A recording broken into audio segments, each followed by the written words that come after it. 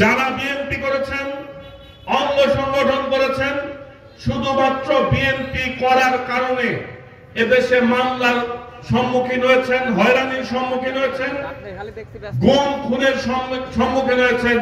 আমি প্রত্যেক নেতা কর্মীকে আমি সম্মান জানাই। আমি সম্মান জানাই এদেশের জনগণকে, যারা ফ্যাসিস্ট হাসিনা সরকারের একদলীয় শাসন প্রতিষ্ঠার জন্য যেসব হয়রানির শিকার হয়েছে। এদেশের মানুষ বিএনপির প্রতিটা নেতা কর্মীর একটি অংশ দীর্ঘদিন যাবৎ বাড়িতে ঘুমাতে পারেন নাই। আপনারা আমাদেরকে রাস্তায় ধান খেতে পাট খেতে থাকতে হয়েছে, আমাদেরকে মামলার সম্মুখীন হতে হয়েছে, গুমের শিকার হতে হয়েছে, বিভিন্ন ধরনের আক্রমণের শিকার হতে হয়েছে।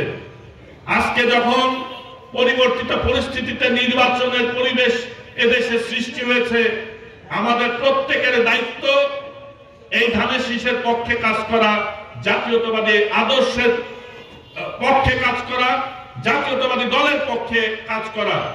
আমি আবারও বলছি, আমাদের মনে রাখতে হবে, আমরা যে আদর্শে বিশ্বাস করি, যেই জাতীয়তাবাদী আদর্শে বিশ্বাস করার কারণে এদেশের মানুষকে ন্যায় বিচার এবং বিভিন্ন হয়রানি থেকে বাঁচানোর জন্য দেশ নায়ক জনাব তারেক রহমানকে বিদেশে চলে যেতে হয়েছে।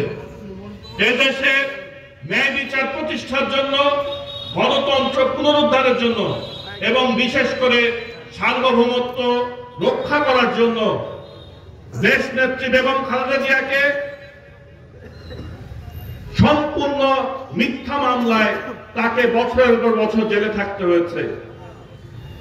তাকে 40 বছরের স্মৃতি বিজড়িত বাড়ি থেকে